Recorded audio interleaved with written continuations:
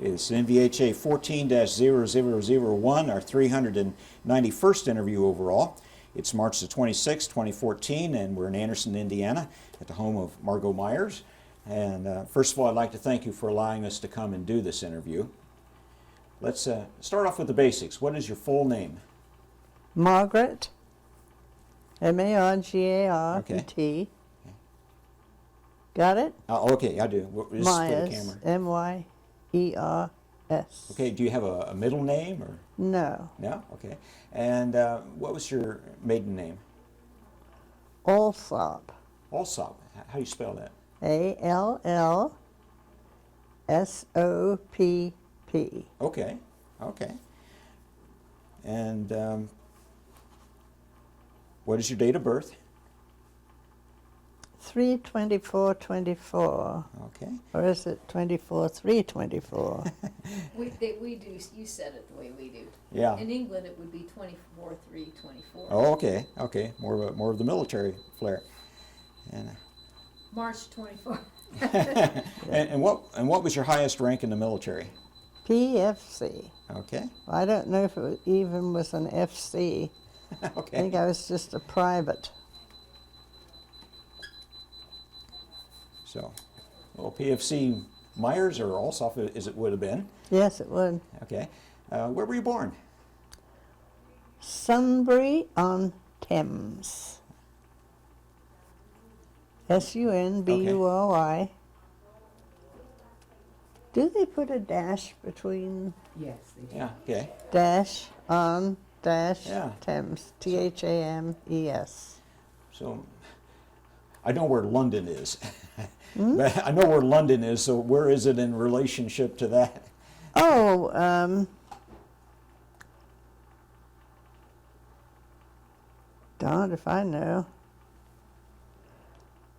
I'd say it's a half an hour from London, would you Okay. say? Yes. Yeah. Is it north, south, east, west of the Oh. city, or South. south of the city? Okay. In fact, it was an hour exactly because there was one train that left on the hour and arrived at Waterloo Station on the next hour. There you go.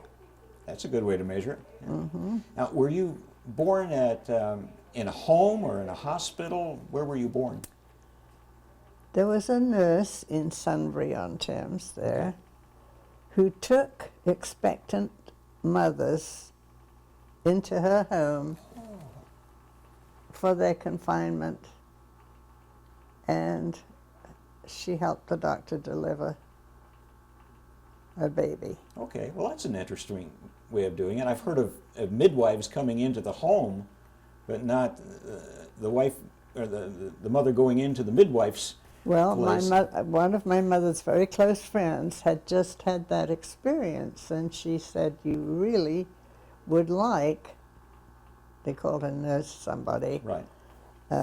she said the room was full of lilac, smelt like flowers.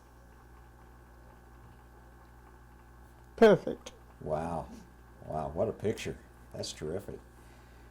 And Well, across the street was the river Thames. okay. That sounds like an ideal situation for delivery. Not that delivery is an ideal situation. Yeah, it was. Well, tell me about your mother. What was her name? Her name was Chrissa Allison, wasn't it? Okay. Well, there was a Morris in there somewhere. Oh, okay. Chrissa Morris It wa- Allison. Yeah, I think that was it, wasn't it? Chrissa Morris and Morris Allison. Yeah, I Okay. think so. What would you tell folks about her? What was she like? Was she a quiet person, an outgoing person? If she came in, she'd take over the room. Now, that's an exaggeration, but she had a lot of personality. And she was Sue here's mother-in-law. Okay. Sue was married to my brother, Michael. And what else? Mother had a beautiful voice before she started to smoke. Oh, So as a teenager, she had a lot of promise as a vocalist, Oh, but okay. the nicotine got to her. That's a shame Yeah. to have that kind of potential, and then but back then they didn't know that it was harmful for you. In fact, there were some articles that said it was healthful. It Really? opened your lungs and that sort of thing. Oh, really? Yeah, I've read articles about that. Yeah. Huh. That, you sound like quite a delightful woman. Well, some well-to-do lady heard her sing locally and insisted on paying for my mother to take lessons because she said it's a talent that needs to be cultivated. Certainly. And I don't know how long it was that Mother took those lessons, but she did. And she entered a contest for the county Okay. and came in second because the judges said she raised her shoulders just a little bit Oh my. on some of the high notes or low notes. I've never heard of that being a disqualifying factor. Holy smokes. Wow. And tell me about your father. What was his name? He was known as C.G. Okay. Alsop. Same Alsop as Mother. Okay. He was an architect, Oh, okay. a surveyor, and general manager of a construction company that actually built the American Embassy in Grosvenor Square in London. Did they really? Oh my. Yeah.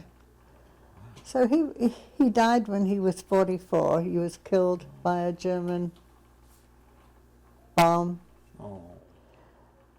He would have had a promising retirement. I I can mean, imagine. he was just on his way to his office, and I don't know what you people called the V1s. Yeah, that's what we call them. You called them V1s? Right.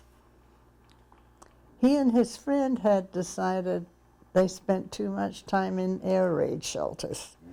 And from now on, they weren't going to stop when the sirens sounded and take a shelter. Probably cost them an hour or 2 hours. They were going to keep going. Well, the oncoming traffic all stopped. So they couldn't proceed onto their office. So a bomb hit a house on the side of the road.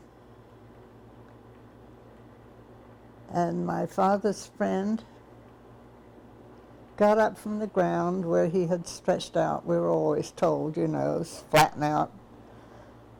And he dusted himself off and said, well, come on, C.G., let's get going. And my father was dead. Oh. It'd be an awful day for your family. What do you remember about your father as a father? Was he so busy with his work that you didn't see him much, or did? He made it home every night. His work was usually within a few hours' drive. He used to take me with him. Put me in the drawing office, which I loved because there were all kinds of colored pencils and crayons and Oh, sure. lovely books of drawing paper. And So how old were you when he died? And what would I be? 20? Remember Margo, he helped design the Mulberry Harbour. Hmm? Remember the Mulberry Harbour? oh, He was one of the architects of that.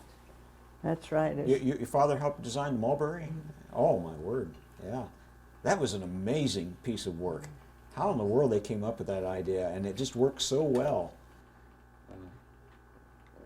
Was this the project where they took the fuel out to the ships?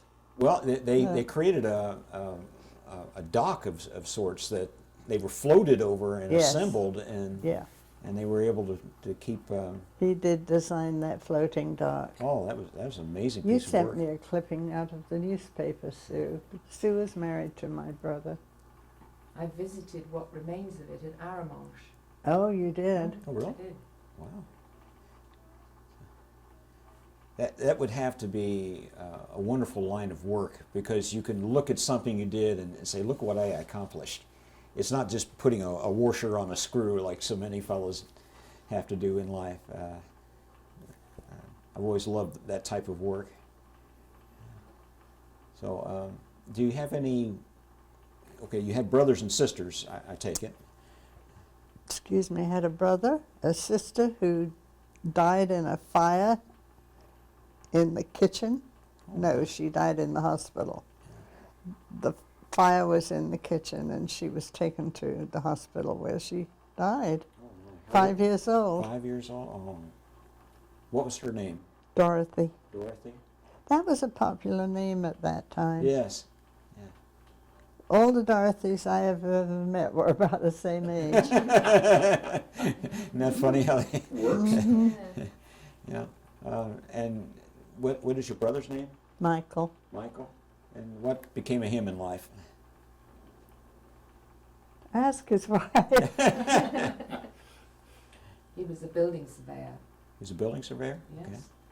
He had a real estate office, didn't he, Margo? You remember in Windsor? Allsop, Reeve and Partners. Michael's firm in Windsor, Oh, yes. where the castle is. Yes. And he was a building surveyor. Yes. That was something. His office, I don't know how I ever acquired it, was right across the street from one of the entrances to Windsor Castle. And there was always one guard or two guards on duty across the street from his office. Sometimes, I don't know why, sometimes they wore their busbies, Yes. the big furry Yes.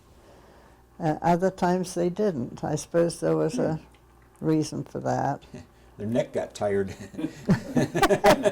Ceremonial. Yeah. Yeah. Um, If you ever go to England, you have to go to Windsor and look around. It's a really neat, ancient town. oh, yeah. I would like to go there sometime. So far, my foreign travel has consisted of Toronto. That's as far away Yeah. from home as I've been. Cheryl and I went to Toronto right after we lost my dad. We felt like, let's get out of here. It was Yeah. such a depressing affair, and we went to Toronto. It's a nice town. Nice city. Yeah. We Yes. lost Leo, Yeah, it was, yes. Yeah. Now, where did you live? Did you live in the same house, or did you move around to different homes growing up? Lived in a few. You see, this company he managed built subdivisions. They were modest duplex Okay. houses. Nice, but I suppose they're still there. Then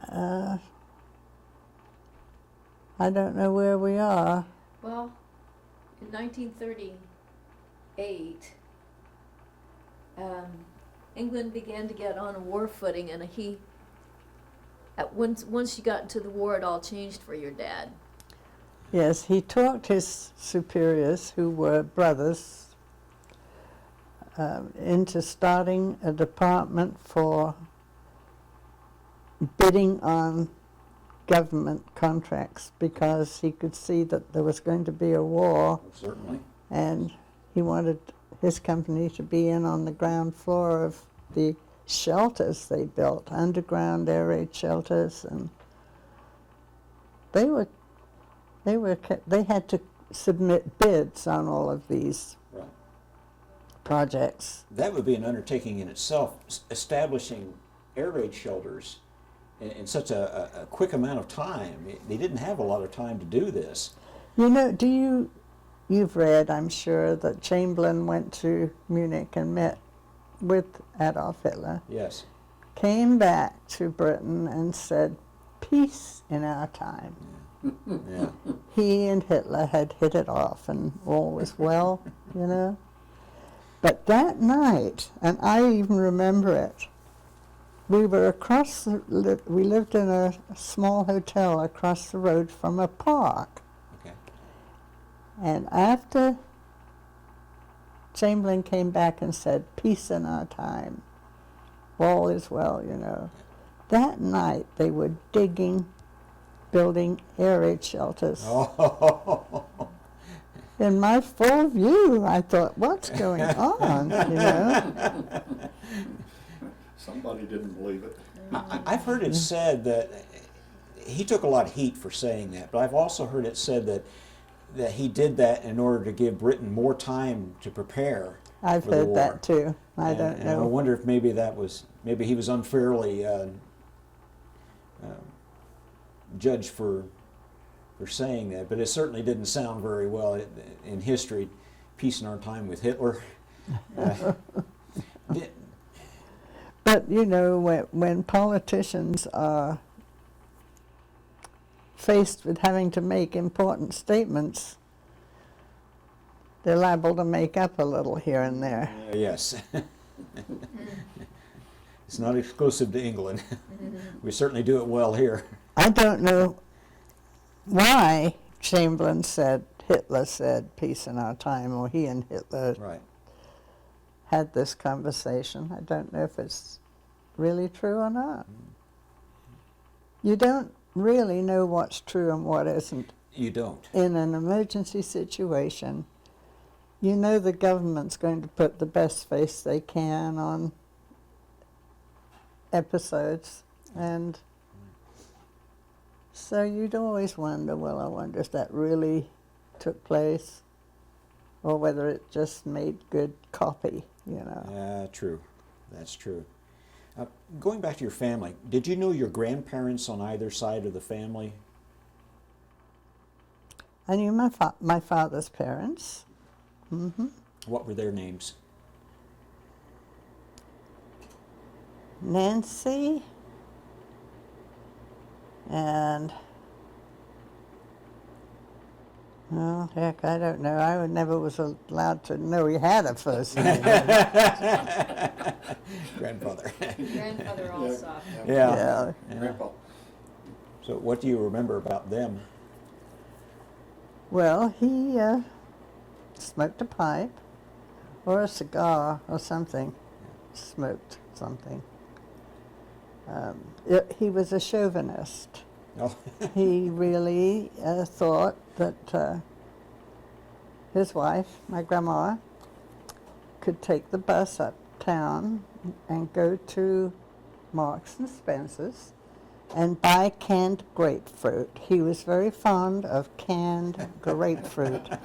And they're big, well, of course, cans go by numbers now, don't they? A number 4, and they were big, heavy cans.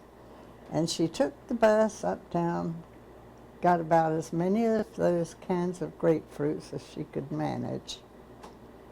And he had it for breakfast every day. Oh. Tell the story about the time you got angry with him. It's a wonderful story. And you threw the... Well, he was a chauvinist. Yes. He thought a woman's place was in the home, cooking, cleaning, sewing. He wasn't very kind to my grandmother. He was chauvinistic. And we were there for Sunday dinner one week, and I was doing the dishes. That was my contribution. And I had a soapy, wet dish rag in my hand. And we were all saying what a good meal we had just had. Right. And he made some critical remark about it. It could have been better done, or It would have been better if it hadn't been done so much. And I took this soapy wet rag and winged it across the room and caught him right in the face. And I was so appalled at what I had done.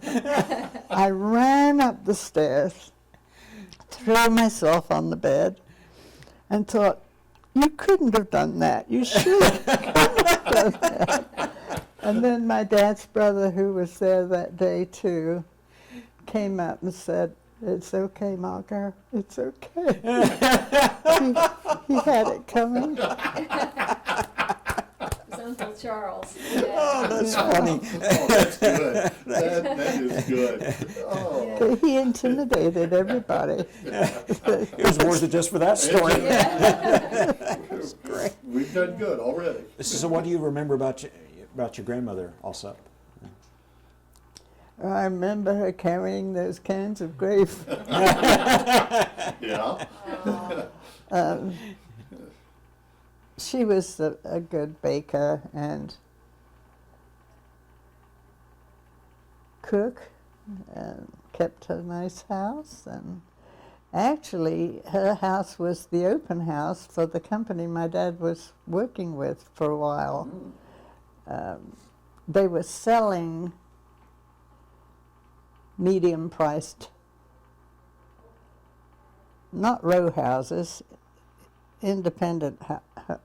Townhouses or They had maybe 6 different models. A Okay. prospect could see this chalet or this two-story house or this bungalow style, and they had these certain models to show the public, and that's how they sold. Okay. And of course, each customer would have a different financial arrangement with the company as to how they were going to pay for it. So they bought it from a company rather than getting a bank loan and buying They it that did, way? Okay. in that case. Interesting way to do it. Could you find me a Kleenex, honey? Oh, Kleenex, yeah. Yeah. There's, Did you know your grandparents on your mother's side at all? No, No. it's very mysterious. Okay. Yeah. Thank you so much. Have them on the There you floor. go. No, it's think you have a enough. bit mysterious. She was raised by a working class couple. I think, did he work on the railroad or or in the mines, I don't know which. the mines? Yes. It was a mining town. It was. I don't know if it was, And they had a modest income, Yes. and they lived in a modest street. But for some reason, Mother didn't know. She always had very nice clothes and the best shoes you could buy, Oh and my. she didn't fit. Right. She realized that when she was only maybe 7 or 8, that she was obviously wearing more expensive clothes and taking more expensive trips. She didn't know that the expenses were being picked up by, she never did know, really. My word.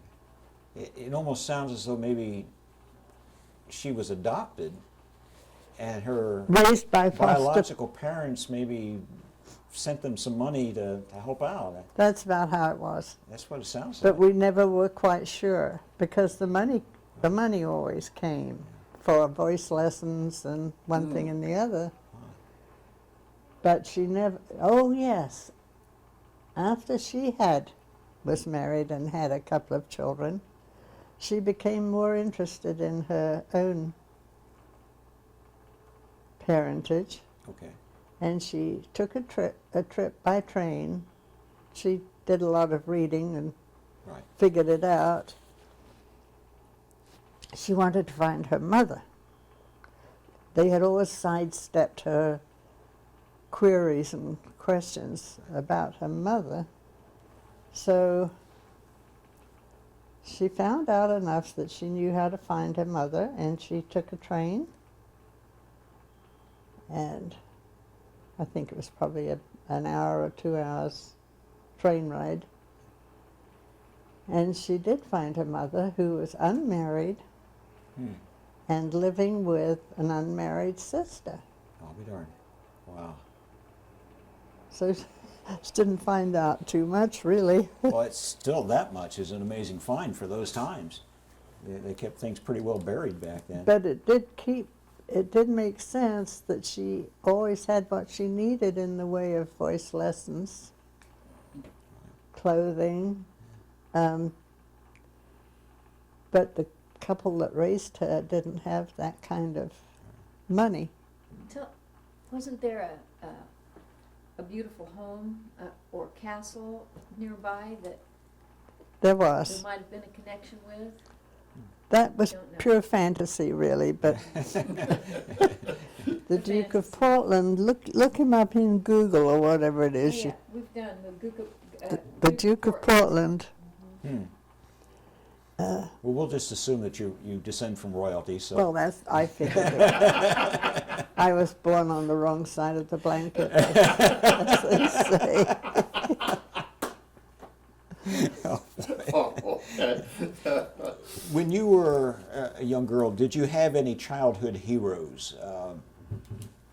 Movie stars? Well, you or- know, we didn't have television. Yeah. Somebody in the family or the community you really looked up to?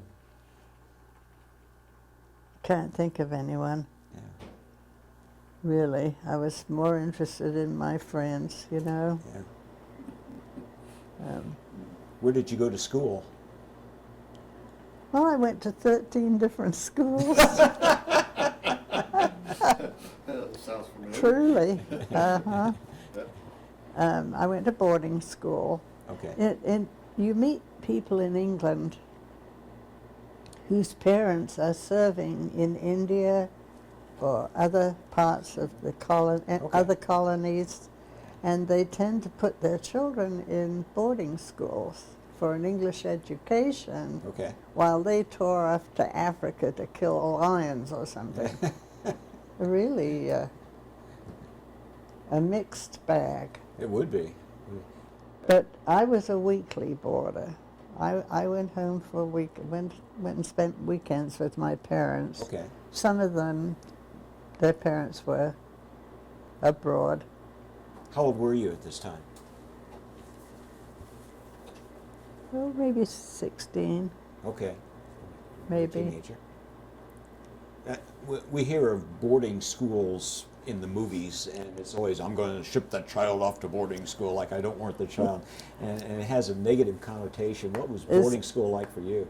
Well, it was quite nice, really. It was on the banks of the River Thames, and the gym teacher used to take one or two of us girls for a swim in the morning before breakfast. It was picturesque. Oh my. And I noticed when I stayed at that boarding school that next door was a pub. And much, much later, I went in that pub with a boyfriend or husband even. And I remember thinking, gosh, when I was a child, I used to live next to this pub, and I never thought I would see the inside of it, you know. Yeah.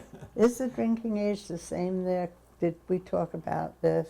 It's 18. 18. 18? Yeah. Okay. Is it 18 here too?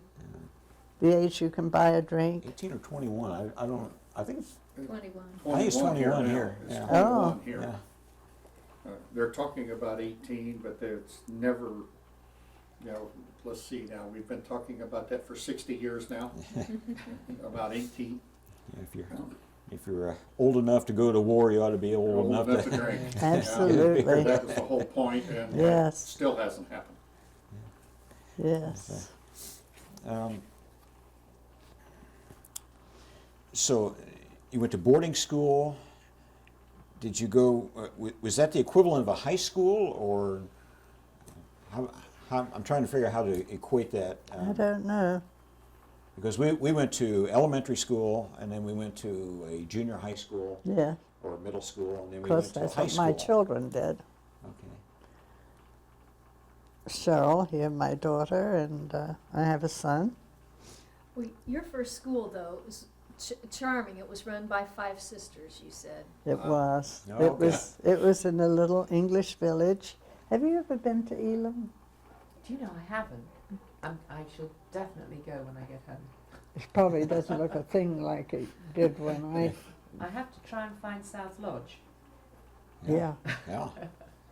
I went to a kindergarten, sort of first grade maybe, school in Elam, and it was run by 5 unmarried sisters. Yes. Yeah. Miss Connie, Miss Alice, and if I think hard enough, I can remember all of their names. Miss Blanche, Miss Blanche. yes. I learned to read kneeling on a little hassock with the book on Miss Blanche's lap. Oh. Oh my. So I had to kneel all through the, what Ooh. kids don't mind, you know. And we were taught embroidery. Hmm.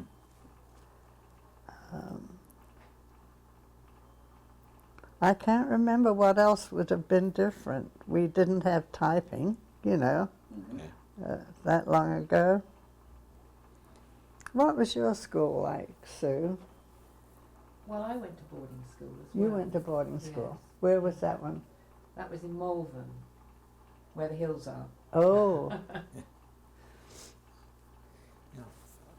Do you have any teachers that stand out to you that a lot of times somebody will have a particular teacher that really meant a lot to them? no. I had one I didn't like at all. Yeah, we have that too. We've got that too. She wore her hair in braids, and she coiled them Oh, so that they were like wheels. oh. Lots of heavy hair, but she Yeah. really did fantastic things with it. But she was strict, Ah, so strict. I don't know if they're strict in English schools now, Sue. Not nearly so much. No. No, Sounds the like tail bush rag wags time. the dog now. yeah. Oh, Oh, yes. you see, this is my sister-in-law, and she's just visiting from England. When you going back? Oh, when I go back, I shall look forward to coming back again. Good, good. She did have a male teacher that was sort of leaned into the young ladies inappropriately. Yeah. And Mum and her friends you had a strategy for coping. Well, he used to stand behind us and put his hands on our shoulders, and gradually the hands went down, down, Yeah. down. And, oh, I used to go into his class wearing an undershirt, an overshirt, a sweater, and a blazer. All this stuff, so that really he didn't get any satisfaction out of it. He would have been quickly removed from teaching. Today. But he happened to be the principal, so. Oh, boy. Yeah. Especially He here. had it made, didn't he? Yeah, I was going to ask if you had any male. If I had Teachers. had the know-how that I have at the age I am now, I could have cut him right off by telling his wife. She was, you know, she was right there teaching gym or something. Oh, And I could have simply said, ask your husband not to feel us. I had my little speech already, but Yeah. Should have hit him with a wash rag. Oh. Seemed to work for your grandfather. yes. Oh my goodness. So, was the boarding school the equivalent of a high school? Did you graduate from there with what would be the equivalent of a high school diploma? Actually, it wasn't as structured as that. Okay. Here, you're so used to kindergarten, first grade, second grade, third grade, on up to Right. 5. junior high, Yeah. college. It's pretty standard throughout. I don't know what it's like in England now, Yeah. but families have different ideas about educating their children. They may send them to a boarding school, or they may have them instructed even at home. It's hard for you to imagine that little tiny country, and when you look at it on a map, England, and then look at Texas, Texas is way bigger than England, you know? And so to grow and to become an empire, Yeah. Sun the never set British on the couldn't English Empire. sit and watch the world go by. They traveled and they explored. They had colonies then, and men would go and oversee a plantation of tea or something. Okay. Their children were the ones that were at boarding school because they couldn't drag their kids all over the globe while they did it, Right. you know. So when I was at this boarding school, Shepton boarding school, some of my friends' parents were in other countries, working in other countries. They had to That start- just doesn't happen here. Right. This country has all the different climates. It has all the different geological. It's got it all, you know. It's quite a country. You can spend a lot of time just seeing the United States, let alone the rest of the world. That's right. When you were a little girl, what kind of toys did you have? Dolls, roller skates, Yeah, bicycles? same. But I had a younger sister, and one Christmas, the parents bought each one of us you call them baby buggies. Right. We called them dolls' prams. Okay. But mine, I was the older child, so my doll's pram was larger than my sister's, who was younger. So about the day after Christmas, we began to mother these dolls, you know. Oh, yes. And it's customary in England, if the weather's nice, to put a baby outdoors in a pram. Okay. So here we were with our new doll's prams, and mine was larger than hers, and it was up about 6 steps. She walked up to that top step and gave my We got two. doll's pram a shove, and it just went flying down the steps. The doll came out of the baby buggy, and she was just so hurt and mad Oh, that my doll's pram It was was bigger bigger. than hers. Yeah. And you know, there's a real lesson there if you have siblings to not favor the one over the other just because he or she's older. oh, certainly, yeah. Yeah. Could certainly cause problems. And the younger one always grows up and sometimes winds up growing up bigger than you. That's right. That happens. That's right. I know a family that they had five children, and they were all tall children. Even the girls were tall, and they had this one boy, and he was just a run of the family. And of course, everybody picked on him. He got to be a teenager, and he wound up towering over all the others. So he made up for lost time with that. Yeah. We've got one. Okay. What in America during the 1930s, we had what we called the Great Depression. Did you have anything like that in England, and how was your family affected by it? It was the ripple effect. It really affected my father's business. People were worried about money and jobs, and it was nothing like the depression that I hear. Right.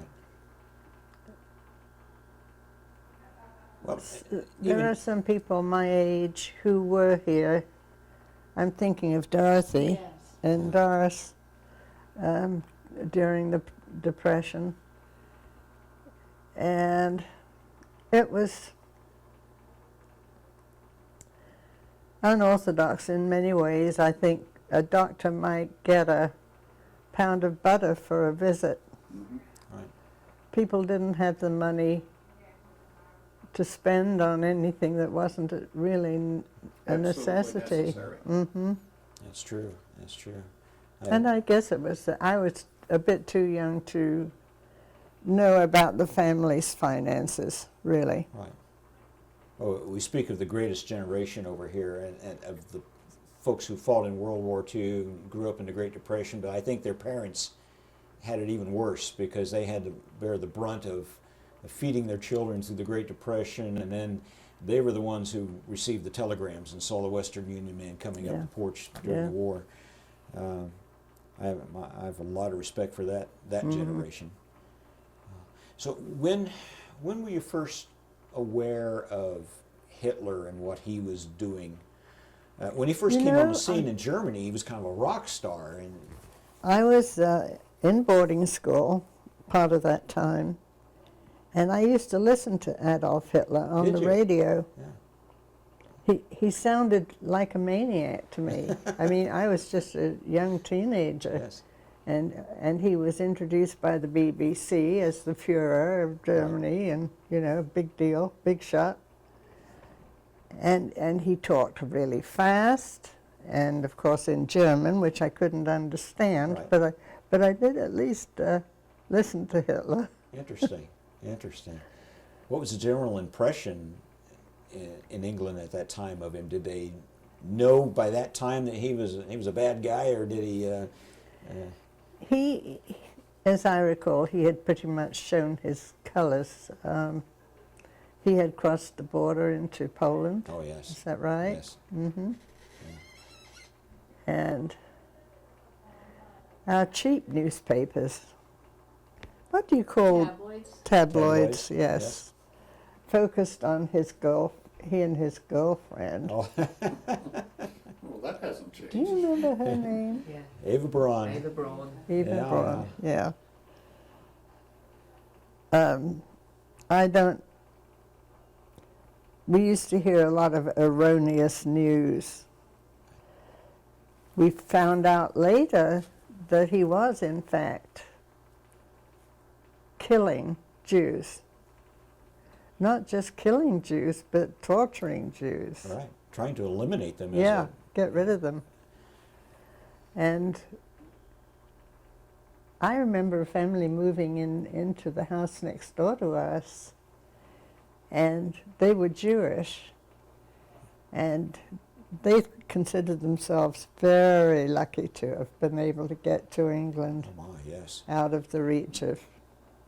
Yes, I wonder how many people refugees did try to migrate to England to avoid that. I don't know the numbers, but the word of the concentration camps was leaking out. Right. Yeah, he tried to keep it quiet, and all of his guards and employees had to be very close-mouthed. He did not want the world to know Right. that he was exterminating a race of people. Mm.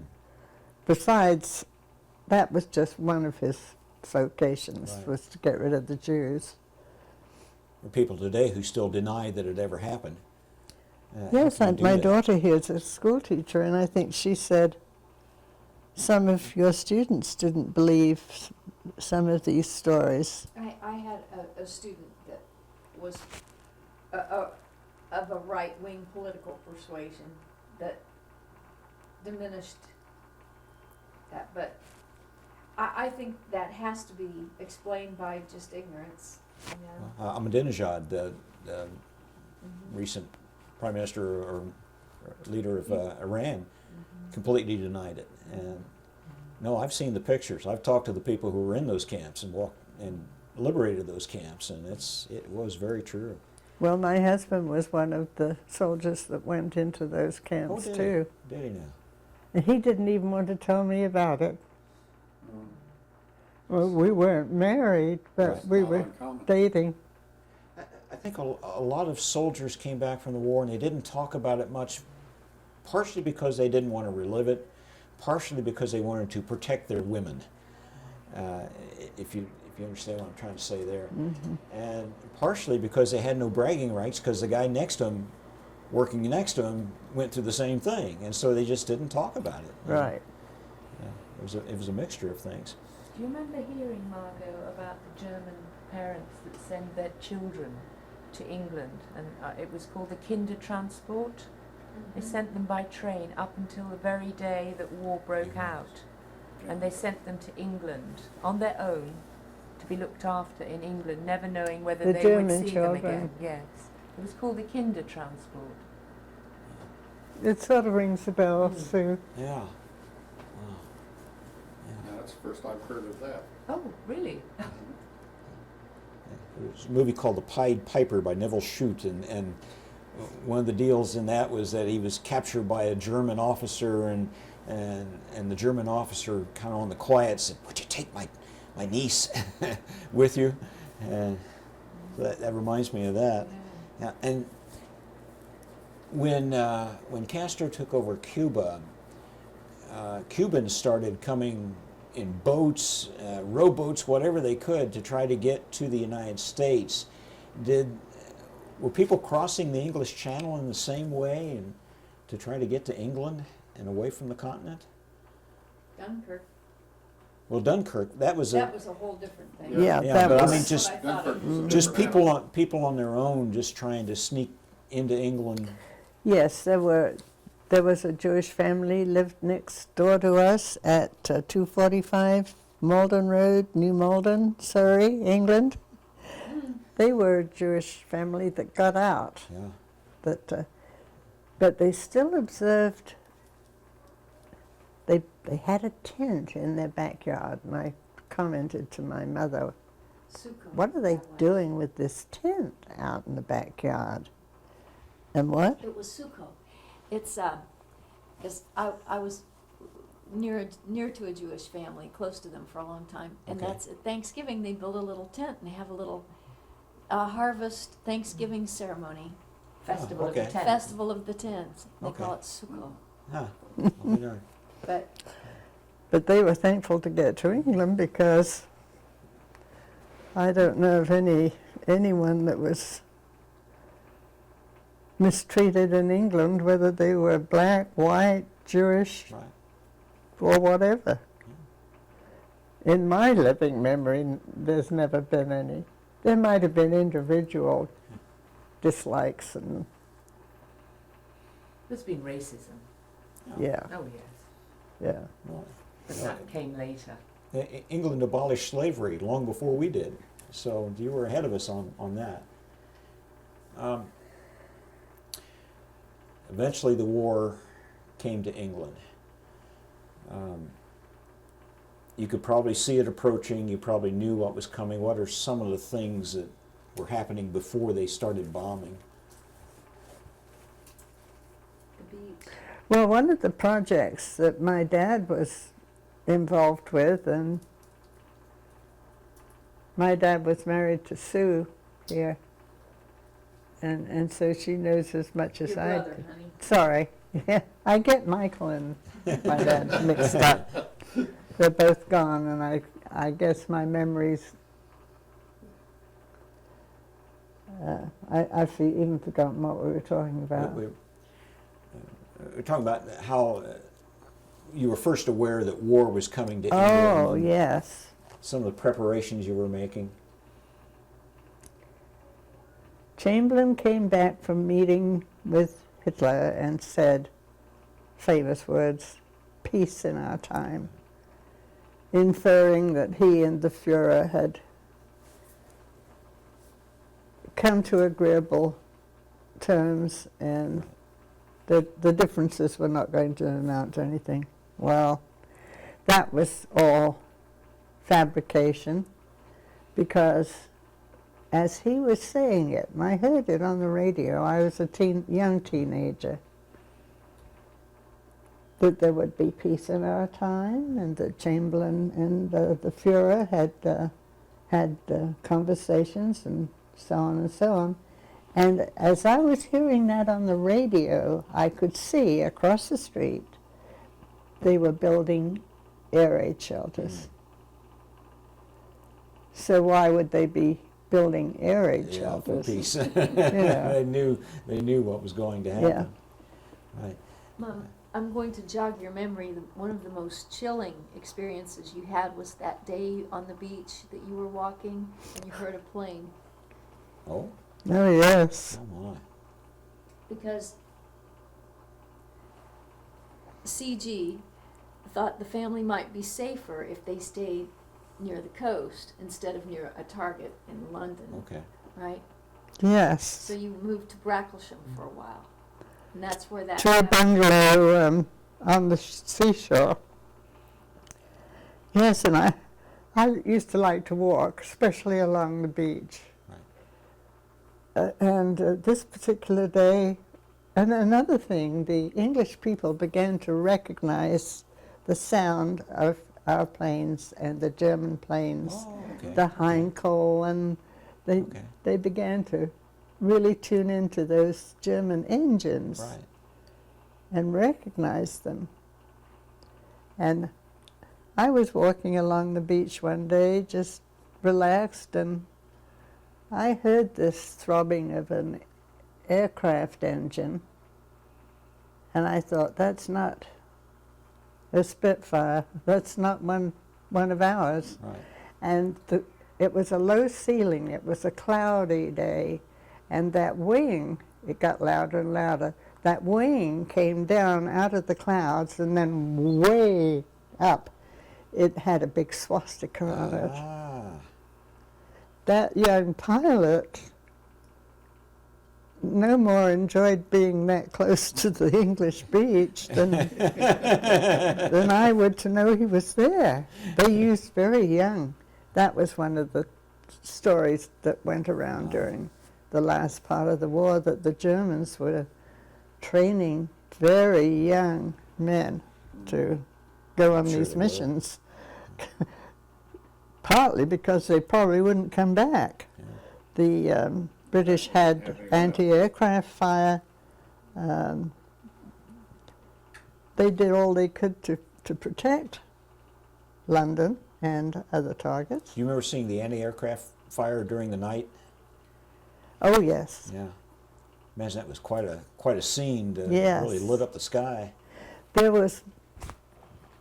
We were always interested in each other's uniforms because a lot of them were different. Right. And this one lady, officer, had a shoulder patch that I just didn't recognize, and I asked her, what is the meaning of your patch? And she said, we brought down a German plane. Oh. It was a machine gun nest of just women, I'll be darned. 4 or 5 women, Yeah. and they brought down a plane, a bomber. Wow. So they got to wear this Wow. recognition. That is quite.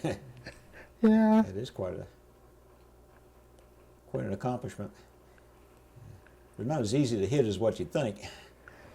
No, because usually they came over at night, the Right. Luftwaffe, Yeah.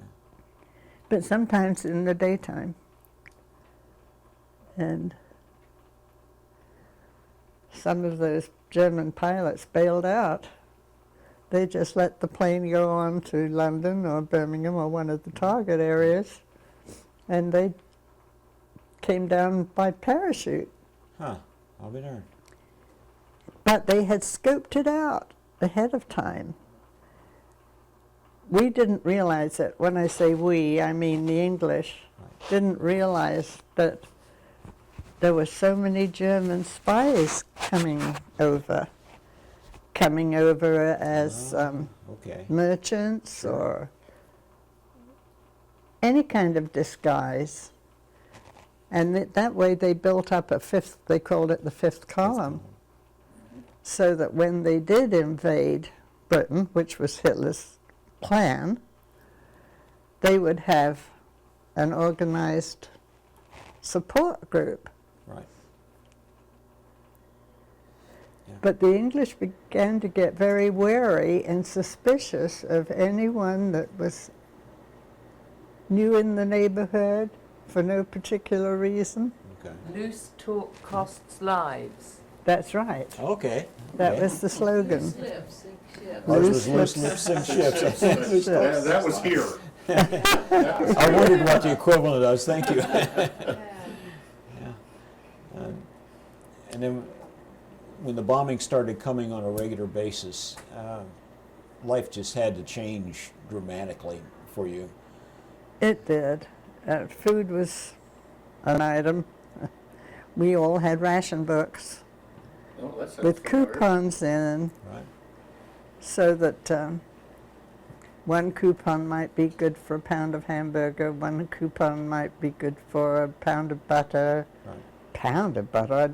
I don't think anyone ever saw a pound of butter. 4 ounces. 4 ounces. Yeah. Yeah, I Ah. was gonna say, that'd be more like it, maybe a Yep. small stick. 1 egg a month. Oh my word. Can you believe that? I mean, the women really got a giggle out of it. I mean, what are you going to do with one egg? I'm dead, I can't live on 1 egg a month. Well, now wait a minute. What happened to all those other eggs? Did the chickens just stop altogether? Because had the to guys turn over there them were always in. complaining about their powdered eggs. They had to turn them in. Oh my word. People that lived in the country didn't think it was any big deal to have a few chickens out in the Right. back, you know. Yeah. And if those chickens were laying, that was a really good supply of eggs. Oh sure. But the government nipped that in the bud too. If you had more than so many chickens or so many eggs, then you had to turn them into the food office, that kind of thing. Really, they tried to make it fair, that everybody had the same chance Right. for the rather meager supply of Whatever. food, Yeah, clothes. whatever. So when we think of the Blitz, we think of the bombs, but there's also rationing, food rationing. You were probably pretty hungry at times. And no place names on any signs, you said. So no place names on any signs? Every place name, like Marion, Okay. gone. Oh my word. On the trains, on the buses, Huh. Street signs were gone too. all the street signs. Huh. I'll be darned. So that the idea was, if the Germans came with parachutes, we figured that would probably be their best strategy, Right. would be to drop parachutes. Sure. So, yes, so they took all the names off train stations and off buses, and you just never saw a place name, because you knew where you were yourself. Right. But And you better know where you're going.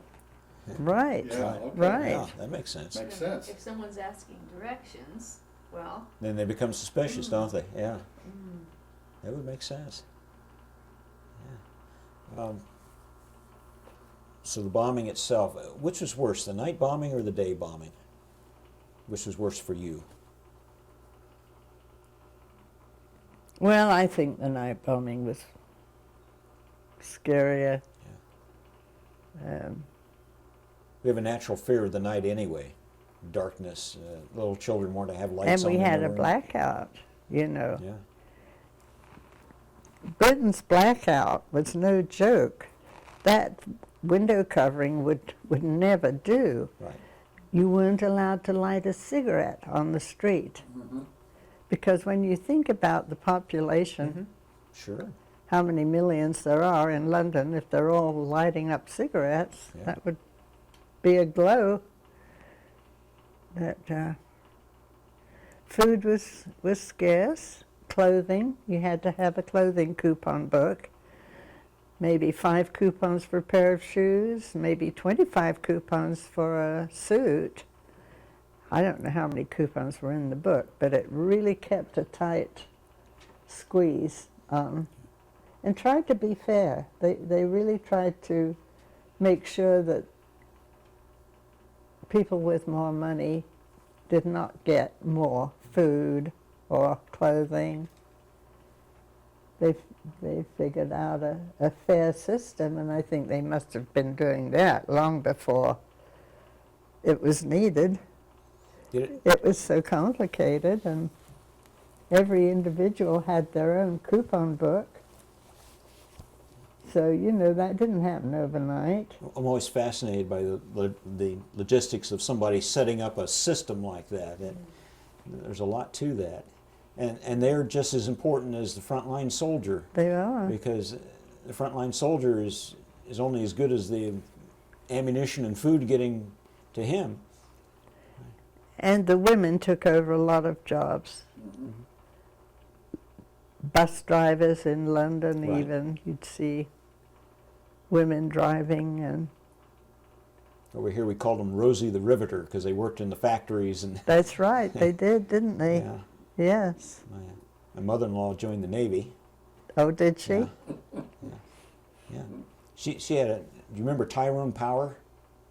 She had a chance to hitch a ride with Tyrone Power. He was on the same base that she was. He was training for pilot duties. And she and a friend were walking across the base, and Tyrone Power pulls up in his car and says, "Would you like to have a ride?"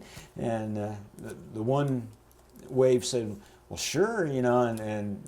But Arlene, my mother-in-law, said, "No, thank you." she wasn't going to ride with any movie star. Yeah, that was her one chance. But what was I going to say? How close did the bombing actually get to where you lived? I know your father was killed, but he wasn't right at your home. How close was it to your home? Our home was a suburb of London, Okay. and about the worst we endured was a ceiling coming down from Vibration.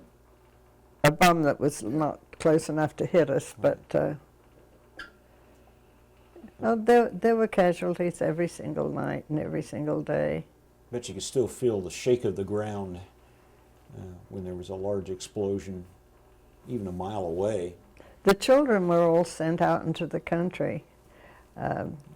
I say that widely, I don't know about all, but Right. it was made possible for children to go by train usually to a family that lived out in the country, Okay. not in a target area. That was painful too, you know, for Sure. parents to let their children go like that. Not knowing if they would ever see them again. And the families that offered to take London children couldn't get over how wild these kids could be, Yeah. like jumping on the sofa and Yeah. opening the mail whether it was addressed to them or not.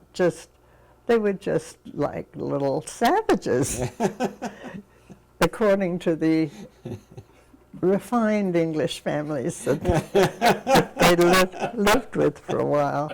We had one. I've never mentioned much to you about Alan, have I, Cheryl? Well, we saw his picture the other day. You had a little boy from London. Yes, we did. His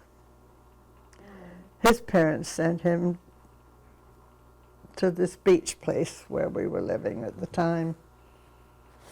It was supposed to be our summer place, but we stayed down there winter and summer both when it was Oh, yeah. bombing in London, and it was okay down at the coast. So they sent a child to us. I suppose he would have been about 12, Alan, from London. He didn't really fit in that well because we didn't have a child that age, but anyway, after a while his parents wanted him back. Bombs or no bombs, Right. they'd take that chance, but they wanted their son home, their only child, I believe. Well, I could see that. And after he had left, it might have been early November, and we took his room back to be part of the family's living headquarters, and we found these gifts. Makes me tear up to think about it. He had bought a gift for me and for my brother and for my mother and for my dad, and don't know where he got the money. I think they sent him some pocket money from home, and he had all these presents wrapped, and then his parents wanted him home, so he went back to London. Don't know whether they lived in a bad part of London. When I say that, I mean near the docks, Oh, yes, yes. target areas, Oh, yes. you know. There were parts of London that really didn't feel it too much. They had the blackout, but it wasn't all a target area. It was mostly the docks and Yes. factories that they wanted to destroy. You mentioned, when I was here the other day, you mentioned about a funeral. Was that your father's funeral where you were lined up? Yes. My father's funeral.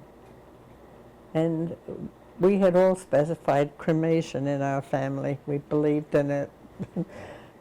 There's a shortage of land in England, let alone taking it over for lots of dead people. Yes. But we went to the funeral home, and it was similar to a funeral service here. Then we went to the cemetery. That's what they do here too, isn't it? Go from the funeral home to the burial site. And when we got to the cemetery, and it was a huge cemetery, the hearses were lined up. We had to wait in line to get into the funeral part, no, what would you call it? Graveyard. Into the graveyard, right? We had to wait in line to get into the graveyard Really? It's hard to fathom. every morning. That Wow. lineup of hearses. So, I don't think people even now realize the civilian losses. Mm-hmm. They weren't going around in uniforms and badges. But we used to make fun of them a bit. There were men who were just too old to be in the Army or the Navy. I don't know how old too old would be.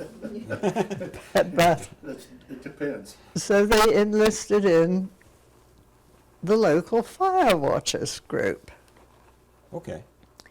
And it was organized by block. A block of houses had a fire watch. One of them had to be up all night watching for incendiary bombs. These were just little bombs, Right. but they started big fires if they weren't dealt with right away. So every block of homes in the suburbs around London had someone up all night, or maybe they might share the night with a neighbor, but someone watching all the time Oh, yeah. for those little incendiary bombs that started massive fires.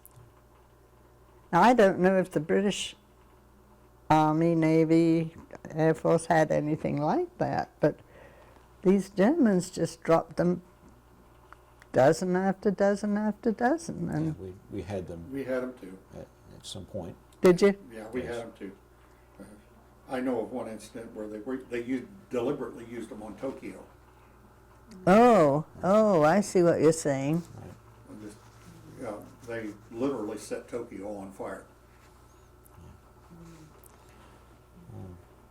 Well, and you could never actually relax day or night. No, because you say Tokyo burned. Well, there weren't enough fire watchers, was there? No, no. And even if they put a fire out, sometimes fires will spring up again. Yes.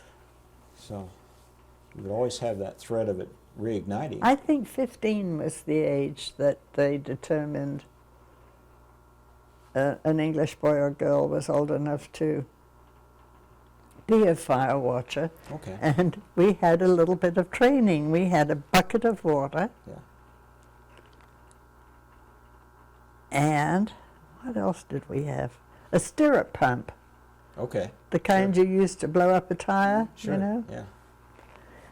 And every night, one of that neighborhood's fire watchers would be on patrol, because the minute you could put one of those little fire bombs out, the better, because Oh, it sure. could start the Right away. whole city on fire. So you were a fire watcher? I was a fire watcher when I was about 15, I Okay. suppose. Okay. So I learned how to use the stirrup pump Yeah. and blow the whistle to alert the neighbors. So at some point you joined the military. You joined the English Army? Okay. Yeah. And what's the story there? What prompted you Well, to join, for one thing? I was like all 15-year-olds, enthusiastic about winning this war, you know. Put Hitler in his place. And I really wanted to go into the Navy because their uniform was much prettier. It was a very nice navy blue suit. The Army, well, my Army uniform was very dreary by comparison. So you enlisted, you voluntarily joined the Army as opposed to being drafted Yes. into? Okay.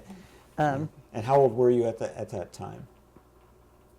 Were you 18? I don't know how old you had to be. Now, my mother was supportive of it. She knew how I felt and was willing to agree.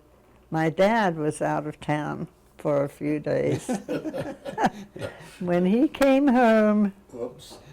his daughter had volunteered for the Army, and he was crushed because he had pulled strings and had found a position for me in the War Office in London. Okay. And I just blew it, you know. I didn't know that he was conniving like that. Daddies take care of their daughters Yeah. as best they can. You were 19, honey. Yeah. You think so? About 19, yeah. It would have been about 1943. Okay.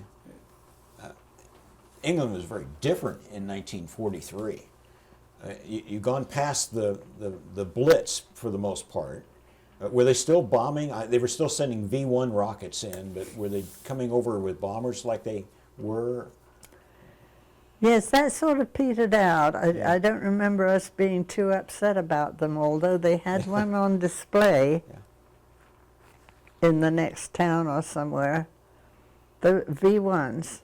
Okay. They were as big as this room. I mean, they weren't as big around as Right, this yeah. room, but they were as long as this room. Huh. Wow. The scariest things you ever saw. This one failed to detonate. Oh, my. It was an unexploded V1 bomb. Ah. It would send shivers down your back just to see the size of those things. But I don't know whether Hitler ran out of weapons or why, or whether our defenses were sufficient to keep them out. The main reason he stopped the massive bombing of England was the fact that he had turned toward Russia. And he turned You're all right. his resources toward Russia. You're right. I remember the newspaper that morning. How Well- close was he to defeating the English people? How close was he? How close? If he had kept bombing, do you think he could have defeated you, or? It would depend on, you know, how powerful the bombs were. But I do remember being so elated when he went into Russia. Oh, yeah. we thought, oh, thank God, the Russians are going to have to put up with Deal what with it. we've Yeah, been. let 'em. Yeah. And I don't know how far he went in Russia. How far did he get? Well, he got all All the way to all the way Stalingrad. to, actually to Moscow. Stalingrad. He got pretty. Yeah, He got was the outside outskirts. of Moscow. Yeah, but He got as far as Moscow? Outside of he didn't Moscow. get in there, but he got close. See, I'd And forgotten Stalingrad that. he got that far. That was a big knockdown, drag out. The Russians burned the crops as they retreated, so he had no That's resources. right, scorched earth policy. Yeah. Well, the Russians didn't like the people who were helping him, let alone Yeah. people who were fighting him. Yeah. As they retreated, they just set everything on fire. The crops, the houses. Just, That's right. So now we've gone from this constant bombing of England into another phase. The Americans are in the war now. Do you remember anything at all about Pearl Harbor? I mean, here it was more personal because we were being attacked. never heard of Pearl. Never I heard? had never heard of Pearl Harbor, but we sure found out as soon as that attack took place. We got our maps out, and the local newspaper would supply geographical information so Yeah. that we did know and were relieved not to be Hitler's only victim. Right. I imagine Churchill was a little relieved too when the Japanese attacked because it got us involved in. That's right. And the fact that we turned most of our attention toward Europe first was interesting. Here we'd been attacked by the Japanese, but we went after the Germans in full force and just sort of sent a token military against the Japanese at that point. And eventually it built up to where we could do a two ocean war. The Japanese was Yeah. a Navy problem. But A Navy problem? Oh, yeah. More so, yes. Yeah. Hmm. yeah, we. But then you started having all these Americans show up on your home soil, Do you getting know, prepared for the invasion. our population in Epsom, where I lived, was 30,000. And we had 30,000 Americans and Canadians move in. I mean, Overnight. doubled our population. And these men who were a little too old to serve, that I mentioned earlier, they would survey We got one. block by block. How many members of your family live here? How many bedrooms do you have? Looking for places to billet Oh, wow. our troops. And my husband was billeted with an English family that we kept in touch with for years and years and years. The Claces. Yes. If we're going to get into that story, we got to stop. Okay. Heard you had some pretty colorful There we go. boyfriends back during that time. It seemed like everybody was involved in the war effort somewhere. You were dating a commando, or And they all had leave at different times, which Oh. made it very... well, that worked out. That could have started a real fight right there. I do remember one moment, though, it was so funny. I was in London in one of the clubs there, and I was with a British naval officer. And lo and behold, here came another fellow I had been dating. Oops. And they had to acknowledge each other. We were just in such a space. And my date said, I'm getting my characters a little bit, Was it Guy Winthrop? oh yes. My date held his hand out and said, Guy Winthrop's Withen Bank, HMS Rodney. Oh, okay. And the other fellow said, Doug Cover, Minesweeper.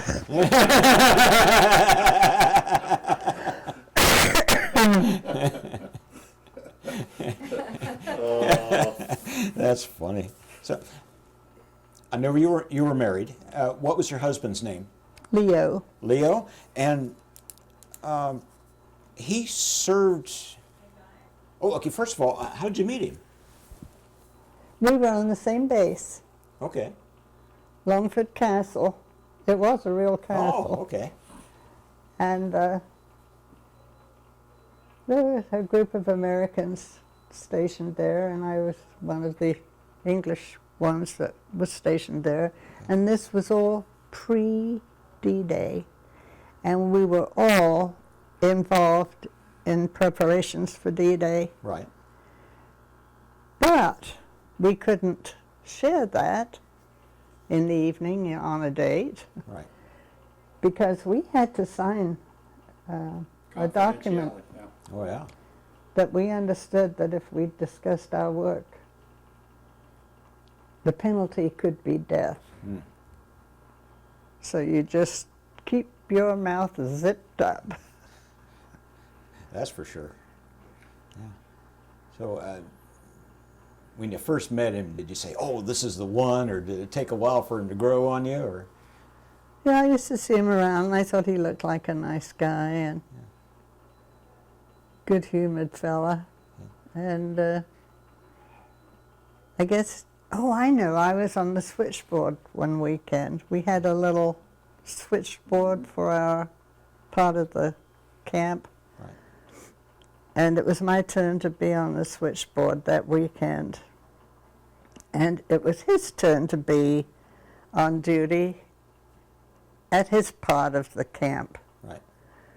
So we realized, because I could listen into his conversations, I was on the switchboard, and I heard him making reservations for a weekend in Southampton. And I knew some of the names that he mentioned. This was really eavesdropping, you know, because here I am, a private, and I think he was a lieutenant, or he wasn't a captain yet. But Cheryl went with me to England, 2 years ago, 3? I think it was 2002. I found a picture, so of Oh, 12 was years it? ago. And we went to see the castle. I wrote to the, there's a name for the man who handles his lordship's correspondence. Yeah. So I wrote for permission to at least enter the grounds, because I had served there during the war and my daughter was coming with me, and it was unrecognizable, you Oh, know. sure. All the military stuff was gone, and So changed. I don't know if Lord Radnor was even there, was he? He had been there the previous day, Mm. but Mom and Dad used to go, well, I'm jumping ahead. So, No, you might jump over Well, something. you used a bicycle to Stonehenge for your dates. Mm, oh, really? we did. Oh, that'd be interesting. But you know, in the meantime, I have been back to Stonehenge, and it breaks your heart. It's all fenced in. Oh, I yeah. mean, we used to walk around with those massive boulders, and some were lying on the ground, and we would sit on one of those boulders and smoke a cigarette and talk about the future. And when I went back more recently, it's all fenced in. Yeah. Do not enter. Do not you enter. know. Yeah, Yeah. I know. I understand the feeling. I see things that I used to just walk freely in, and you can't do it anymore. Now, how did you get to the point where you were talking marriage and? Well, this is a bit unbelievable, Yeah, really. We realized that we did want to be married. We did want to spend our lives together. But he was already married. Yeah. Ooh. So, would he have called them on the phone or what? He called, I don't know, he might have called his parents, I imagine. I know he contacted his parents anyway and asked them to meet with Mr. Campbell, who was the family attorney, Right. and start divorce proceedings. I don't know whose preference it is to start. I think it used to be the gentlemanly thing to let the lady sue for a divorce. But anyway, he got his divorce, and we were married in England, and found out later that his ex-wife had been married to her boyfriend before we even. Oh. We had to get permission. He had to get permission, 3 months permission from the American Army to marry overseas. And I had to do the same thing. I had to apply 3 months ahead of time. I think this was an effort to keep a lot of spur-of-the-moment marriages and Right. unwanted children and goodness knows what all. So his parents actually handled the legalities and eventually told him he was free. He was a divorced man now, and so then we got married. Now, did you marry while the war was still going on, or did you wait until after? It was over. Okay. It took a while to wind down, you know. Yes. And my husband's last job was to send himself back to the States. Now, that's an unusual one. It's true, yeah. I'd have made that my first job. Well, the captain had So- to sign off on it. So was he stationed in England the whole time, or did they send him Yes, over? he was. He was Okay. stationed in England. He Okay. made a trip or two over to Europe, but just for fun, really. Yeah. And what was your job in the Army? You talked I was about... a draftswoman. Okay. All right, sure. Maps and plans and Mm. copying machine. It was also top secret, you know. Oh, yes. But we had some wooden file cabinets. Now they're all steel. But we had some wooden map cabinets. Mhm. A map would be, you know, about like that, Right. maybe. So I went to the cabinet to get some information for my work. And would you believe, now, I had to go get the key from some sergeant or other to get into this cabinet. It was all so top secret. And when I got in there, a mother mouse had chewed her way down through about 20 maps and had her little babies in there. Was it a German mouse? Trying to sabotage the war effort? I couldn't believe it. I don't remember what I did. I think I was so startled I probably ran away. And the maps you drew, were you just drawing small maps of small areas, so you really didn't know what you were drawing? In a way, yes. The order would come that Colonel What's-His-Face wanted a map of the Normandy beaches, Okay. for instance, Right. which meant leaving my drawing office and walking about a half a mile over to the headquarters, which was a castle. Okay. And Would this be Eisenhower's headquarters, where the invasion was planned? or- no, he did come to this area, but he Okay. didn't. Right. We didn't have his office. All right. And I was really disappointed because I thought we were going to see Eisenhower. We all spruced up so that, you know, Yeah. we'd look nice for Dwight Eisenhower, but he didn't come. And at the same time, what was Roosevelt's name, Mrs. Roosevelt? Oh, Eleanor? Eleanor was going to take off from an airport, our airport, we called it. But there was a storm, and her flight was delayed, and here we all were gussied up Yeah. for her. Yeah. I don't know what she was doing in England, but I do know he sent her a puppy home, or Dwight bought her a puppy Oh, over there okay. and sent it back. And I remember thinking, that would never happen in England. You can't bring an animal into the country without some paperwork. That's right. Sure, yeah. Rabies. Quarantine. Oh, yeah. How did you know that D-Day had begun, Mom? Wasn't that June? Was it June? It 4, was that 1940? swishing sound. I was in bed. We had camp quarters. It seemed like it was early in the morning, and I could hear this swishing sound. Ah, It wasn't waves of the sea. So I got up out of bed and walked outside the camp quarters, and the invasion had started.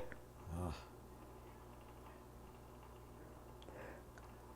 The swishing was gliders. Gliders towed behind the We plane. didn't have Yes. enough planes Yes, to carry out the project, yeah. so each plane would drag 1 or 2 gliders, full of soldiers, of course. I mean, that's part of the invasion we never hear about. Yeah. It's just not interesting enough, unless you happen to know Oh, sure. someone involved.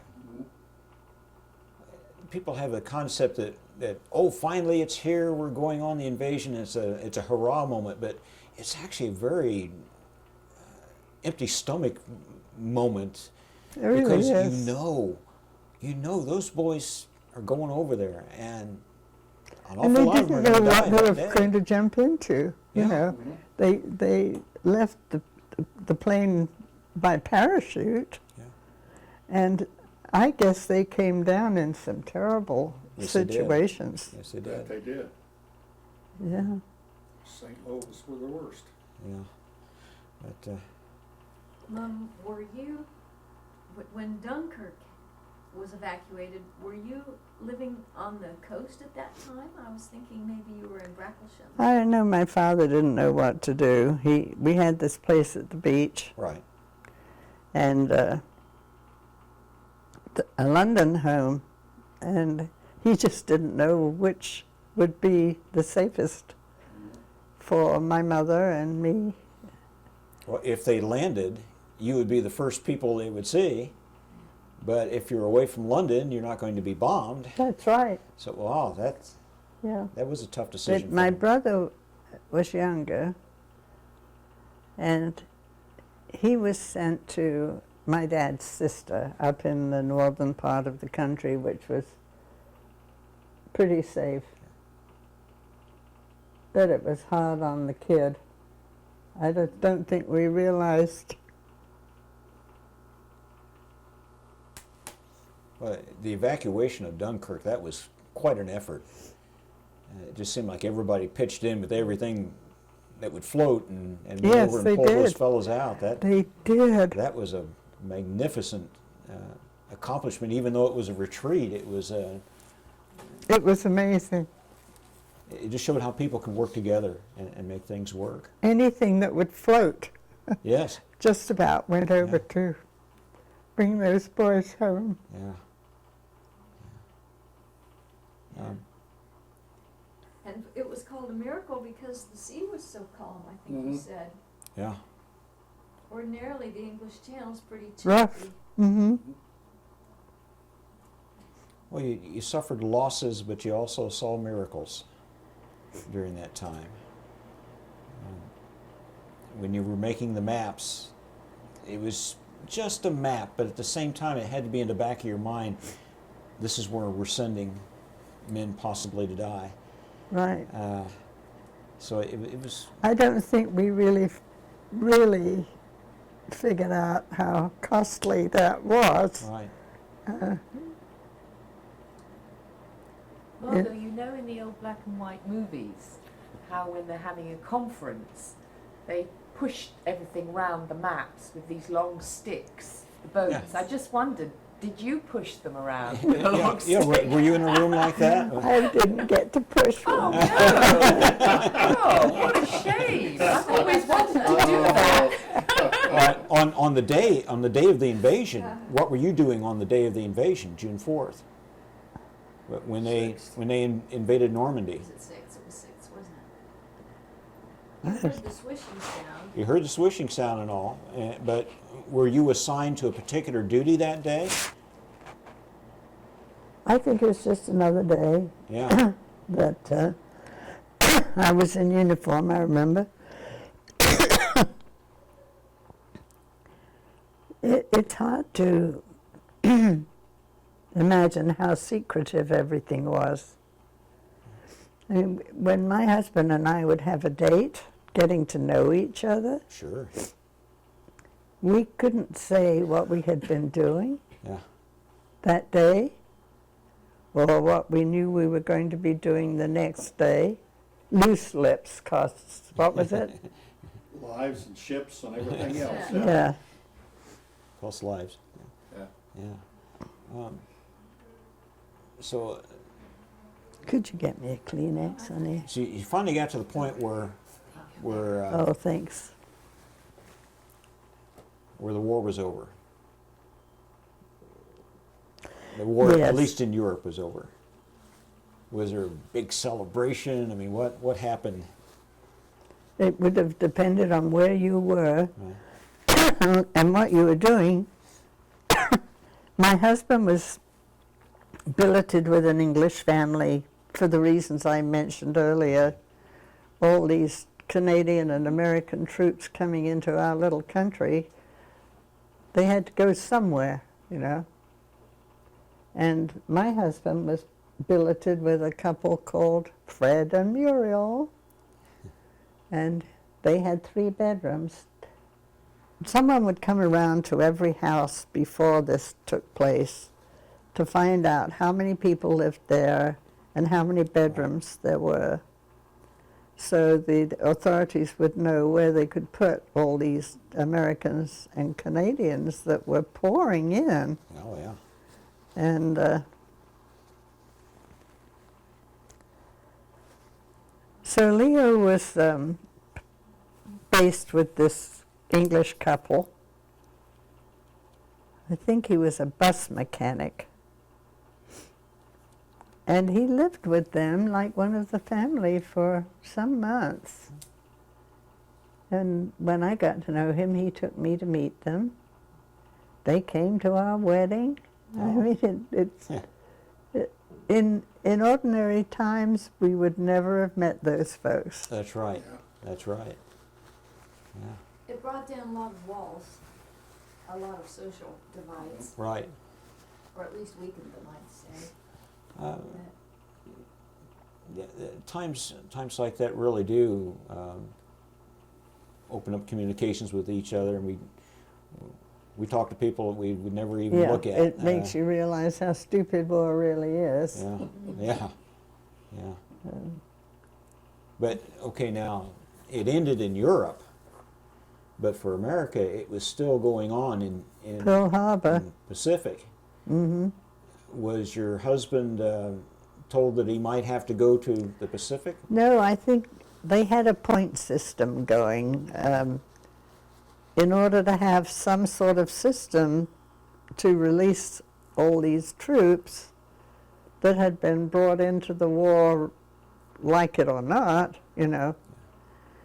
And it seems to me, and don't ever quote me, they had a system where if one of their soldiers had 3 children, he had preference over a soldier who only had 2 children, Right. as far as repatriating them to the States. Mhm.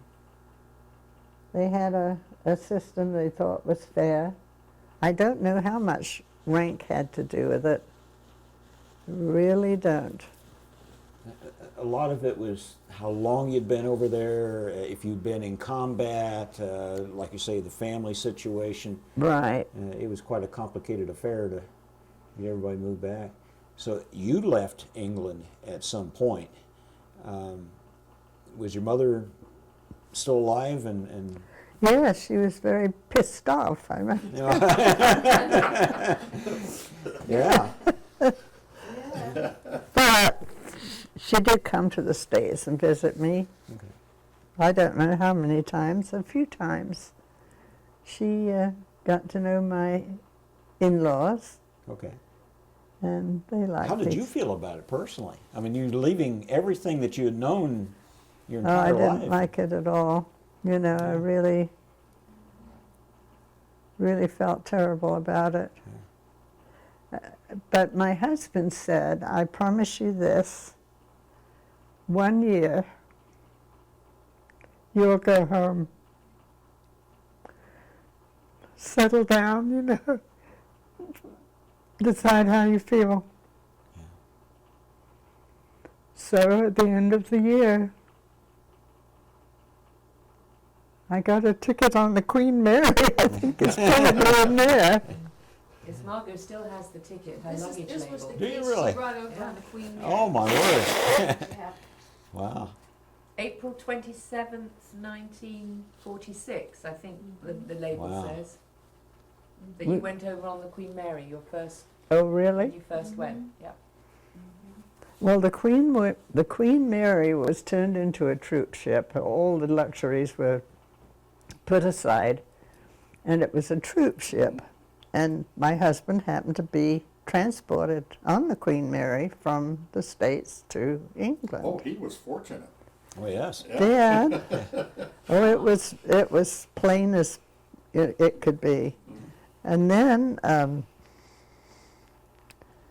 I went to Indiana via the Queen Mary, took the Queen Mary to New York. Oh, and while they were there, I think I don't know if I can find it. While they were there, Someone's at the door. they went to see Oh, you went to see the Yankees. 1946 New York Yankees Yeah. game. Hello, I'm looking for Mrs. Wilson. I think, am I not in the right She room? may be in The the dining dining room. Okay. Okay, I just want to peek at her bed. Sorry. Yeah, it's all right. Oh. Yeah. We are recording. So, I know you have children. So what are your children's names and something about each one? You just have, We didn't have we didn't have any children for, I think it was 5 years, wasn't it, before we had you? 5 to 49, so it was a little over 4 years. And Cheryl here was our first, and then we had a son. He's near Atlanta, Georgia, okay. What is his name? Bruce. Bruce? Okay. And he's a good mimic, and he can talk to you as if he was born and raised in England. He really could. Did He's you never been there. did you work outside of the home here in America? Well, we had maybe at the time 4 stores, might have been 5. Okay. There were times we had 4 and times we had 5 that were drive-ins. Okay. Served cars outside and customers in the front part of the business. It was a hot spot. It really was so busy that I traded places with my husband on Friday nights, and I went to one of the stores, and the menu was very much like Frisch's Okay. would be. That's the way my aunt and uncle were. They ran drive-ins and restaurants and ice cream stores and that sort of thing. That was exactly Yeah. what this was. Okay. It provided a pretty good living. It's It's hard work, work. though. It's hard It's- work. Yes, it is. It really is. Yeah. Yeah, you're the first one there in the morning and the last one there in the evening, usually. What do you miss about England?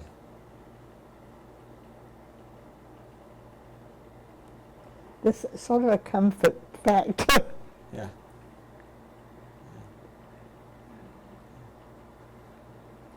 You miss seeing your family in England, don't you, Margo?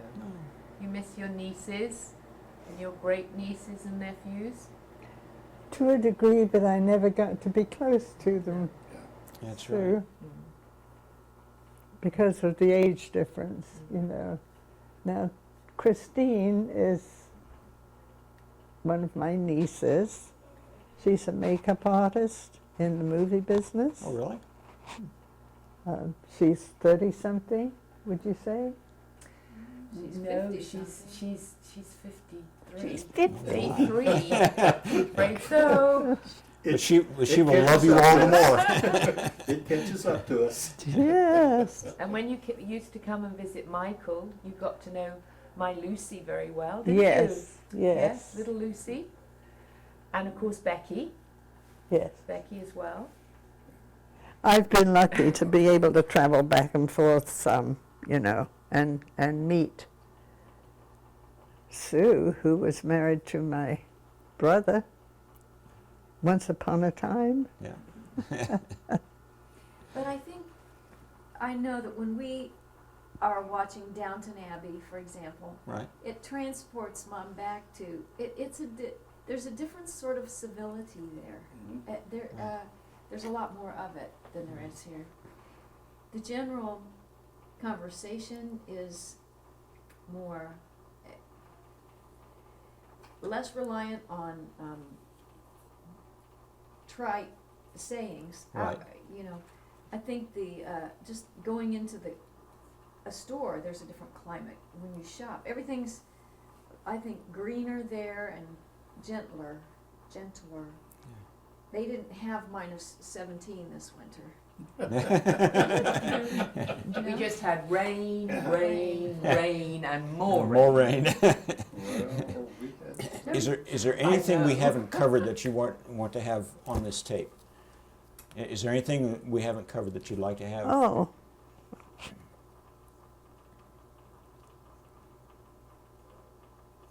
I have friends from other parts of Europe, like Rosemary from Switzerland. Now, there in Switzerland, in Zurich anyway, military service is part of a boy's growing up. Right. I don't know whether it's 2 years. Do you remember, Cheryl? I don't know. But Switzerland was neutral, mhm. and I think there was some bad feeling toward Switzerland. A little bit of bad feeling, because in some ways they profited greatly. Financially, I yeah. They think. did. They did. I've heard that English and Americans who found their way to Switzerland to escape from a prison camp or something were treated very Very, poorly very. by the Swiss because they, even though they were neutral, they kind of leaned toward Well, they wanted Germany. to stay neutral. yeah. Wanted to stay neutral. Mm. I think there were some stories that I thought of along the way that were amusing. Okay. But just little stories about your growing up in so many different towns, and the time that you and Grandma Chris were walking back from the village, and she decided to take a leak because there are no restrooms for this long stretch Oh. between the village and home. And she said, "Now, Margo, I'll just duck behind this rock, and you tell me if anyone's coming, if anyone comes, right?" Mm-hmm. And so- Well, Mother was squatting down there when a man on a bicycle ran over her feet. Oh. And she scolded me. How could you have let that man come along and not let me know? And I said, well, you didn't say a man on a bicycle. Oh. Well, we forget. With kids, you have to be specific. Yes, And I understand that you didn't like the idea of going down into the subways during the bombing because you might get into an uncomfortable situation while you were there. that it was. I did go back and forth from London to the suburbs where we lived and used the subways and saw families with their bedclothes, their thermos bottles, their cameras, their blankets, and they just camped out down Sure. in the subways. We lived just far enough out that evidently my parents didn't think we'd be any safer in a underground. I personally didn't like the idea of being underground. If there were bombs dropping around, I wanted to know where they were. And Did you ever worry about the tunnel collapsing? Or maybe being blocked did. so you couldn't get out? It did. There were some incidents where the tunnel was blocked. Yeah, that could have happened. There was an awful tragedy at Bethnal Green, wasn't there? Do you remember? I don't remember it, but Bethnal Green, there were hundreds of people killed at that underground station. They were blocked from getting out. I sort of have a dim memory of it. Yes. And Mom told us when we were little that we could only have this much water in the bathtub Mm-hmm. Right. because that's all you could have during the war. Mm-hmm. Yes, We had to yes. conserve water. Yeah. That was okay. Yeah. Now she'd be an environmentalist, so. Cheryl is an environmentalist. Yeah, there you go. She is. Maybe it's So- because of that bathtub thing. Maybe I that's don't where you know. learned it. We didn't talk about music much, but Dad was in a band at Purdue and played first chair sax, and he was in a dance band, and so he was all about music when he was in England too, wasn't he? Didn't you go to the Officers Club a lot on your dates and Mm-hmm. dance? Sure. He was a good dancer. There were military bands, you know. Oh, I sure. don't know how they came into being, but Did you ever see Glenn Miller? Oh, Dad loved Glenn. see who? Glenn Miller? Oh, he was killed in the air, wasn't he? He was. Yes. He was. Did you want to put any pictures on there or Um, not? Because I just have a couple that are really special. Let's, I don't know, how many are minutes you got? done? Got 5. Got 5? I'll Okay. pause this and Tell you catch what, it. let's do Wait. our finish and then we'll put the pictures on. Okay. Okay, All right, okay. all right, That's them and that's them. okay, Those two. Okay. all right. Well, we always ask our veterans to say a few words for posterity. Are there any, is there any personal philosophy that you've kind of lived by in goodness, life? that's a very heavy question. Well, I think most veterans, women and men, are glad they had the experience, good and bad. There's something to be sleeping with 20 other women from one day to the next. Yes. My mother always used to say, Molly, she always used to say they were the best years of her life. Really? She said she felt quite ashamed saying it, that she had the best time during the war. Your mother and I never got to talk much about it. But it just echoes a little of what you just said there. Mm. Yeah. Mm-hmm. Down to 4. But Mom has a philosophy about war that I think led her to the Quaker Church afterward, perhaps, and that is that it's often avoidable and should be avoided Oh, at all yes, costs. yes. It's not a light thing to go into, especially when you hear these stories. But you had such a vital part of the war. It may not seem like it to you, but creating the maps and so much of the time just knowing which direction to go. These fellows say they knew what was in front of them and what was on either side of them, but they had no idea where they were most of the time. And that kind of maps are pretty There invaluable. was so much security along with the action. When I was dating my husband, we were both warned, everybody in our situation was warned, not to discuss our work in any way, shape, or form. Right. It's taboo. So I couldn't tell my date, who I was going to marry,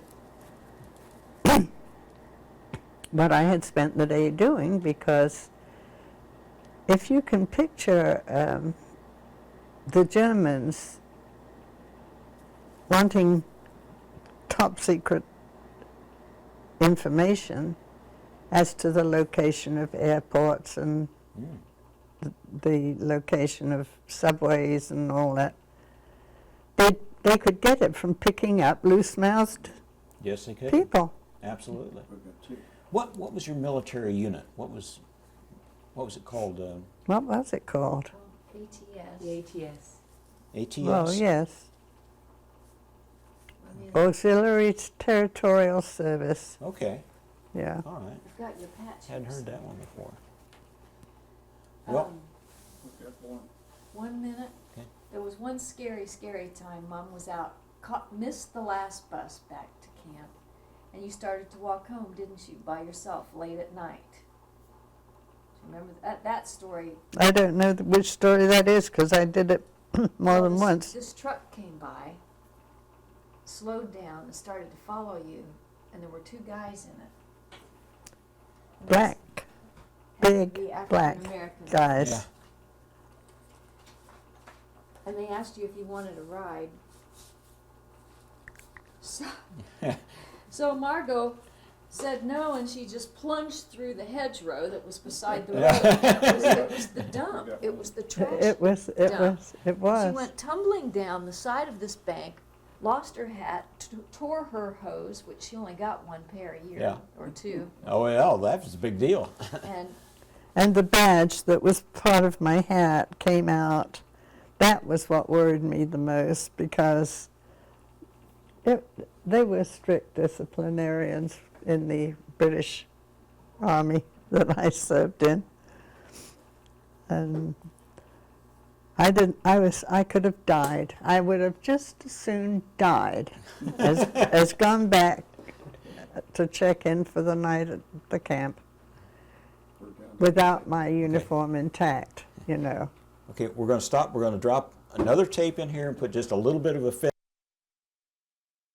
And first of all, I'd like for you to, can you swing the camera around here? Which way? Cheryl. Cheryl, I want to thank you so much for putting me in touch with your mom and helping us to arrange this interview. Well, it's very And, gracious of you to come. Oh, I tell you, this is terrific. And it's a side of the war we don't see as a rule in these interviews. And appreciate everything you've done for there. Let's go another direction here. Okay.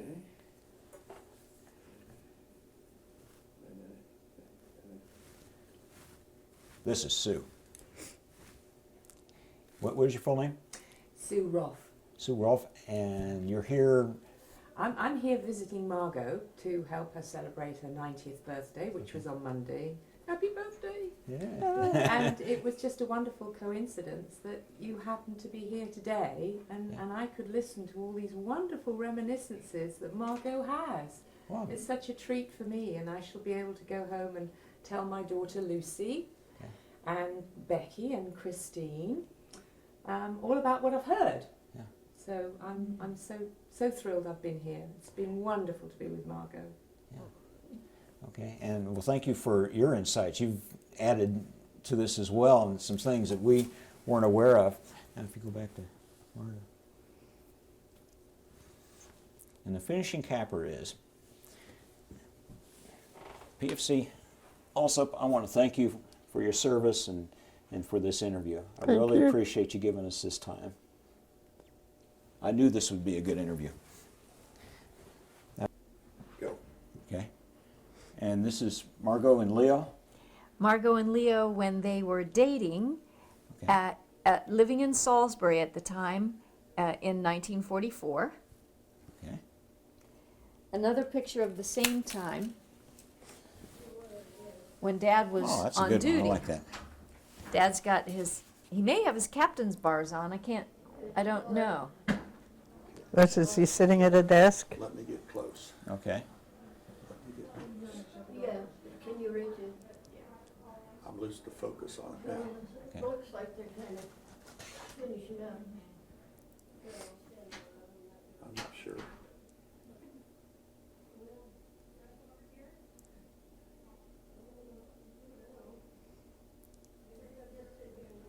I've got so many. I've Probably just get a got little off the so glass. many. We Yeah. won't do all these.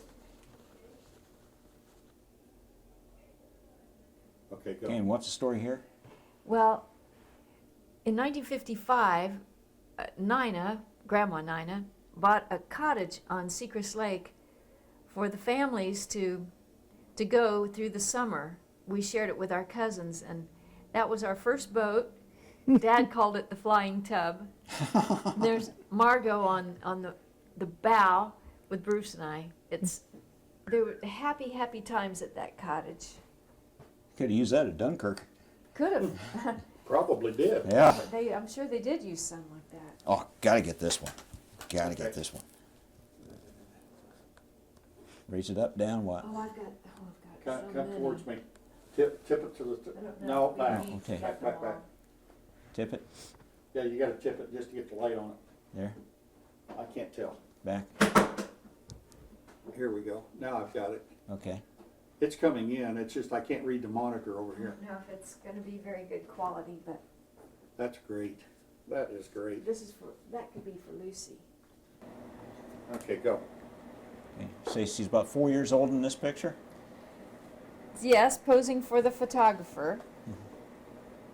And then Can't get it to. Her mother saw the I'll be- proofs, and she said, I don't care for any of these poses. He was waiting for an order, you know.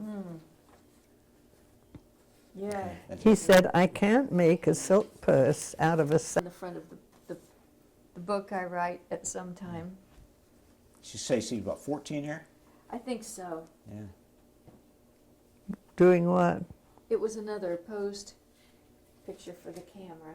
Yeah. If I had a daughter looking that You'll good at be- 14, I'd have locked her up too in boarding school. Yeah,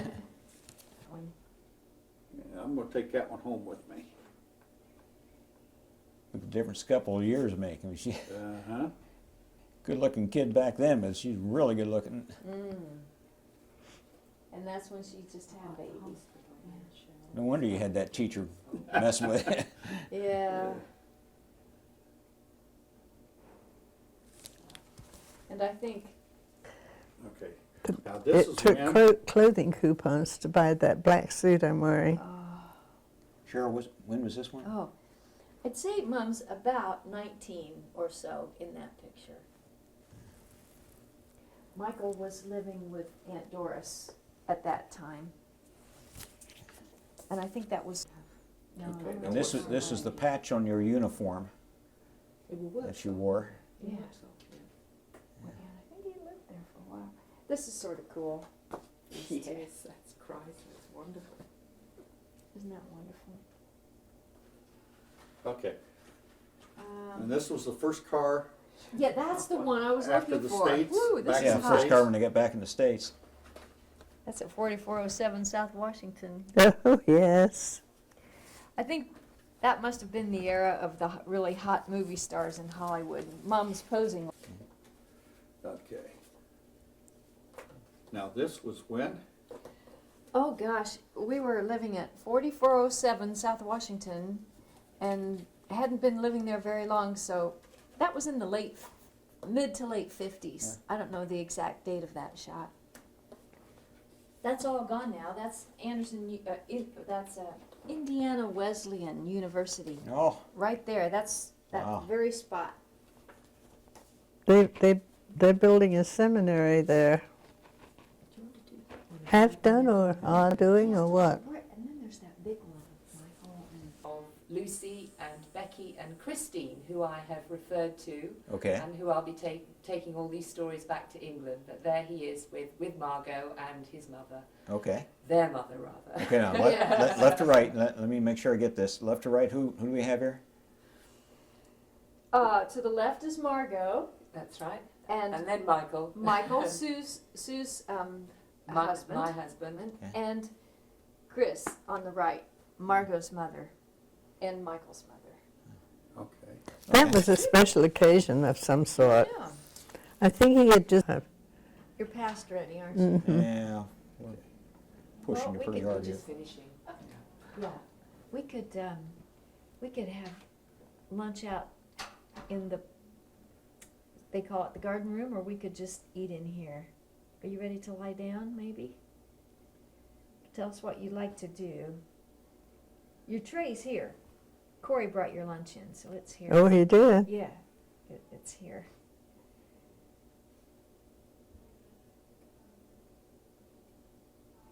Okay.